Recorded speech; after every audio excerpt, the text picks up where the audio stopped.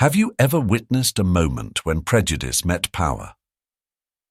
On a golden autumn afternoon in Liberty Park, a single phone call to the police was about to expose the deep-rooted biases that lurk beneath our everyday interactions. But sometimes, life has a way of delivering justice with an unexpected twist. What began as a simple act of kindness, a black teenager helping a lost child find her mother, would spiral into a confrontation that would shake a community to its core. No one could have predicted that this ordinary day would end with a revelation that would leave one accuser speechless and an entire city questioning their assumptions. This is more than just another story about racial profiling. This is a powerful reminder that appearances can be deceiving and that change often comes from the most unexpected moments. If this story resonates with your own experiences or touches your heart, we'd love to hear from you. Share your thoughts in the comments below and let us know which city you're watching from. Your story could inspire others to reflect on their own biases. Don't forget to subscribe for more powerful stories that remind us of our shared humanity. The autumn breeze rustled through Liberty Park's maple trees, their leaves painting the afternoon sky in shades of gold and crimson. Marcus Evans, a thoughtful 14-year-old with kind eyes, sat beneath his favorite old maple tree, just as he had done every Tuesday afternoon since he was 7. It was his special ritual with his mum. She'd drop him off after his advanced placement classes, and he'd spend an hour reading while waiting for her to finish her city council meetings. Today, Marcus was lost in the pages of To Kill a Mockingbird when a sound caught his attention. Soft sniffling came from behind a nearby bench. Looking up, he noticed a small white girl, no more than 5 or 6, her face streaked with tears. "Hey there," Marcus said gently, closing his book. "Are you okay?" The little girl, wearing a pink unicorn backpack, looked up with wide, frightened eyes. I can't find my mommy," she whispered, her lower lip trembling. "Don't worry." Marcus smiled reassuringly, remembering how his mother had taught him to help others in need. "We'll find her together. What's your name?" "Emma," she replied, wiping her eyes with her sleeve. "Nice to meet you, Emma. I'm Marcus. Can you tell me what your mom was wearing?" From her bench across the path, Karen Miller watched the scene unfold through narrowed eyes.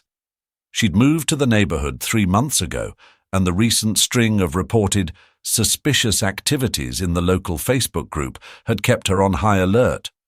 Just last week, someone had posted about a teenager lurking around the elementary school, and the police had warned residents to stay vigilant during the neighborhood watch meeting.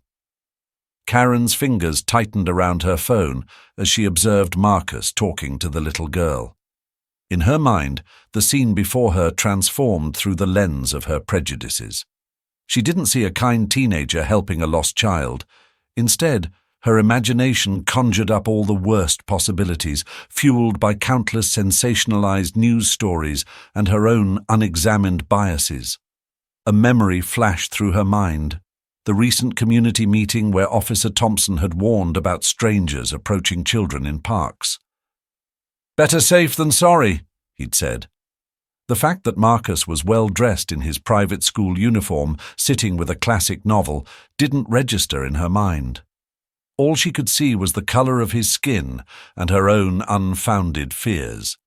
As Marcus stood up slowly, careful not to frighten Emma, he spotted a frantic woman in a blue dress rushing along the park path, exactly matching Emma's description of her mother. His face lit up with genuine relief. "Look, Emma, is that your mum over there?" He pointed, keeping a respectful distance. Emma's face brightened instantly. "Mommy!" she called out, running toward her mother.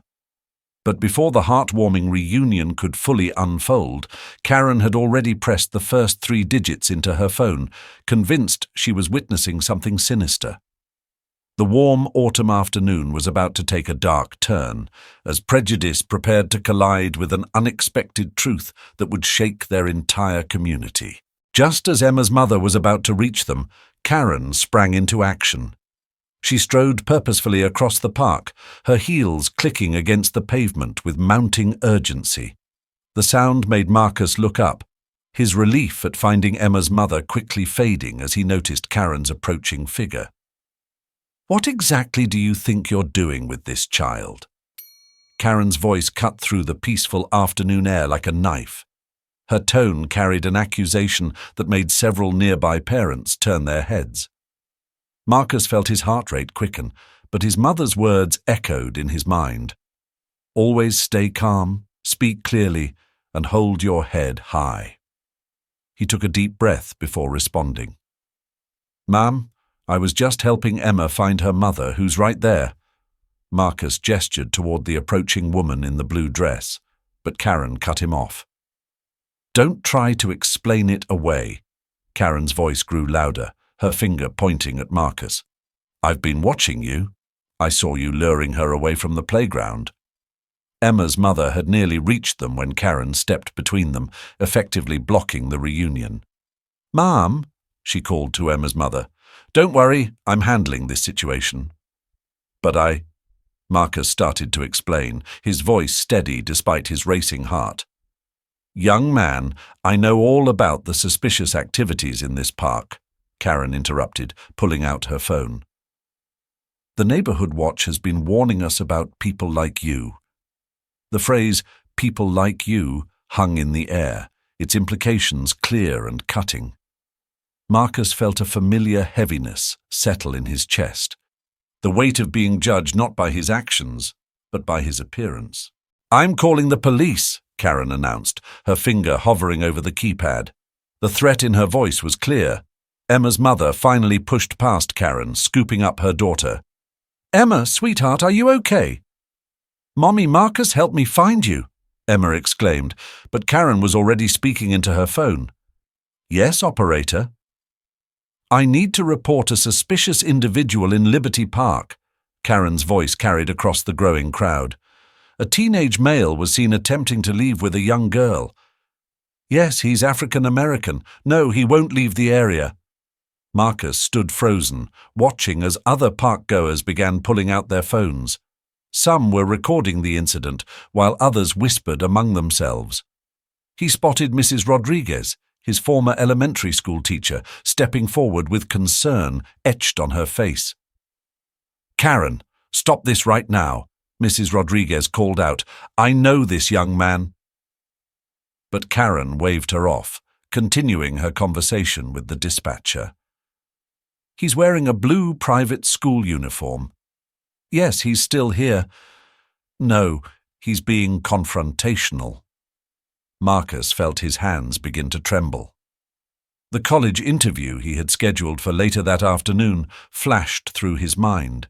If the police came, if this situation escalated, his dream of attending Princeton could vanish in an instant. "My mom," he started to say, reaching for his phone, but Karen's sharp voice cut through again. "Don't move! Stay right where you are until the police arrive." More people had gathered now, forming a loose circle around the scene. Marcus could hear snippets of their conversations.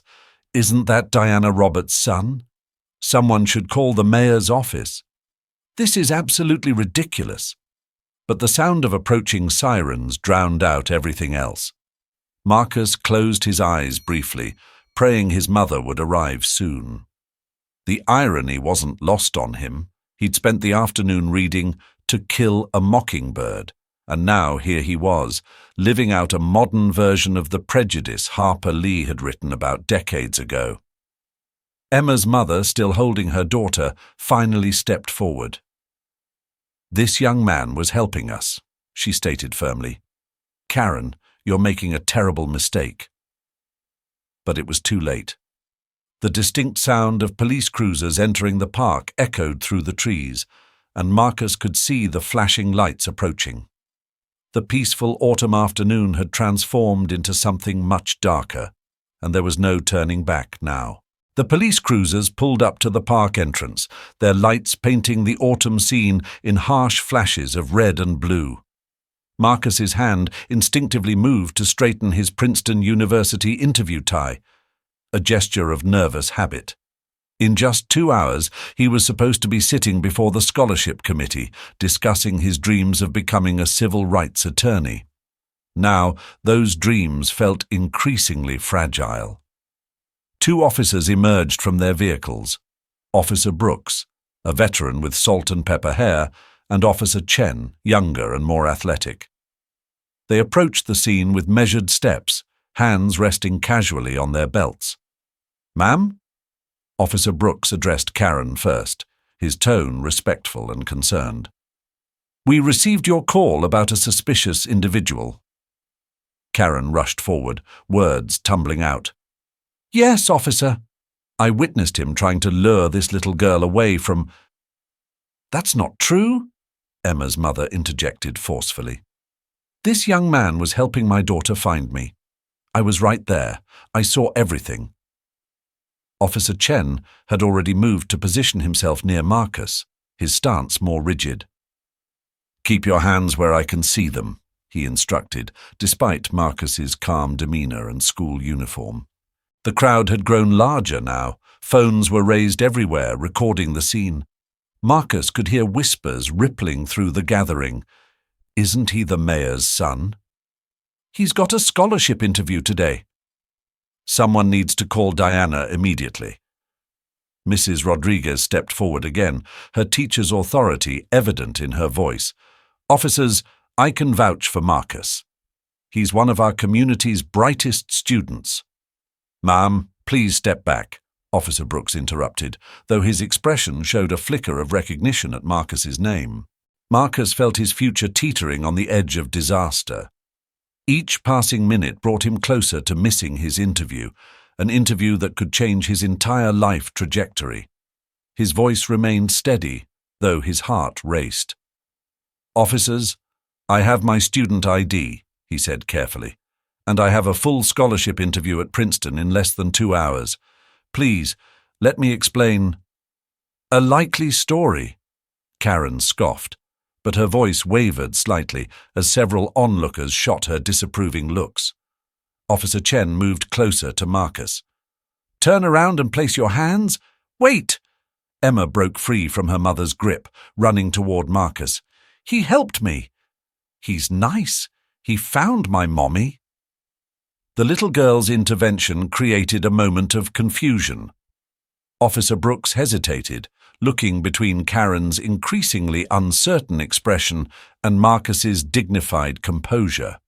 The crowd had grown more vocal, with several people now openly challenging Karen's account. "This is exactly why we need police reform," someone shouted from the crowd. "He's in my AP history class," another voice added. "He's got a 4.0 GPA.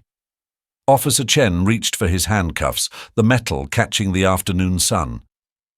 "Protocol requires us to—" Suddenly, the distinctive rumble of a powerful engine cut through the tension. A black SUV with government plates turned sharply into the park entrance. The crowd parted instinctively, and even the officers straightened their postures. Marcus closed his eyes briefly, relief washing over him. He recognized that engine sound. His mother's car. Mayor Diana Roberts was about to arrive, and everything was about to change. The SUV's door opened, and a profound silence fell over the park. The only sounds were the rustling leaves and the quiet tick of the SUV's cooling engine. In that moment, Marcus thought about his college essay topic. A moment that defined your life. Well, this afternoon was certainly giving him plenty of material. The click of heels on pavement grew closer, and Marcus could feel the shift in the atmosphere. His mother was about to transform this scene from an example of everyday prejudice into a powerful lesson about assumptions and authority. The tension in the air was about to snap, but not in the way Karen had expected when she first pulled out her phone to call 911. Officer Brooks's radio crackled to life. "Be advised." The dispatcher's voice was clear in the tense silence. "Subject is Marcus Evans, son of Mayor Diana Roberts." A flicker of recognition crossed Officer Chen's face, but his grip on the handcuffs didn't loosen. "Protocol is protocol," he muttered, though his confidence wavered slightly. "Son," Officer Brooks stepped closer, his tone suddenly patronizing. "Why didn't you mention who your mother was?" Marcus stood his ground, chin raised. "Because it shouldn't matter, sir. My rights as a citizen don't depend on who my mother is." Before either officer could respond, the SUV's door closed with a commanding thud. Mayor Diana Roberts emerged, her presence immediately electrifying the atmosphere. She wore a tailored navy suit, but it was her expression, a perfect blend of maternal fury and political steel, that commanded attention. The crowd parted like the Red Sea as she approached. Karen's face drained of color as recognition dawned. The officers straightened instinctively, but Diana's focus was laser-sharp on the handcuffs in Officer Chen's hands. "Officers," her voice carried clearly across the park, "would you care to explain why you're about to handcuff my son, who, I might add, is due at Princeton in 90 minutes for a scholarship interview?" Diana's heels clicked deliberately on the pavement as she closed the distance. She stopped first beside Emma and her mother. "Mrs. Anderson?" She nodded, recognizing the kindergarten teacher from City Hall meetings. "I trust your daughter is all right." "Yes, Mayor Roberts," Mrs. Anderson replied firmly. "Thanks to Marcus. He helped Emma find me when we got separated." Diana turned to Karen, who seemed to be shrinking into herself. "Ms. Miller, isn't it? From the Neighborhood Watch Committee?" Karen managed a weak nod. "Tell me," Diana continued, her voice deceptively calm, "when you saw a young man in a Princeton interview suit reading To Kill a Mockingbird, helping a lost child, what exactly triggered your suspicion?" The question hung in the air, heavy with implication. Several phones were still recording, capturing this masterclass in composed confrontation. I was just trying to protect." Karen's voice trailed off as the weight of her actions finally seemed to hit her. "Protect who, Ms. Miller?" Diana pressed. "From what? A honor student with a 4.0 GPA? A volunteer at our community center? Or was it simply the color of his skin that made him threatening in your eyes?" Officer Chen finally lowered the handcuffs, looking uncomfortable. Diana noticed. "And you, officers?" She turned to them. "How quickly did you move to escalate this situation without even basic fact-checking? Did either of you ask Emma or her mother what actually happened?" The silence was deafening. "This," Diana addressed the growing crowd, her voice carrying the weight of both personal pain and public authority, "is why we can't just talk about change. We must be the change. When we let our biases override our humanity, we don't protect our community. We poison it." Karen stepped forward, tears in her eyes. "Mayor Roberts, Marcus, I'm so sorry. I was wrong. I was so wrong." Diana held up her hand. "Your apology is noted, Ms. Miller, but what matters now is what you learn from this. What we all learn from this." She turned to the officers. "And as for our police protocols, we'll be discussing those at length in tomorrow's council meeting." Marcus stood tall beside his mother, the afternoon sun catching the Princeton crest on his tie clip. The same park where he'd faced discrimination just moments ago had transformed into a stage for change.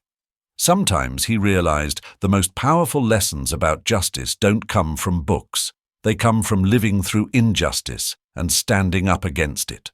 1 month after the incident at Liberty Park, the community gathered in the same location, but under very different circumstances. Mayor Diana Roberts stood at a podium, the autumn leaves now fully golden behind her.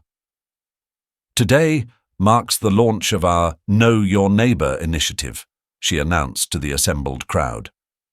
"What happened here last month could have torn our community apart. Instead, it's bringing us together." Karen Miller sat in the front row, looking different from the woman who had made that 911 call.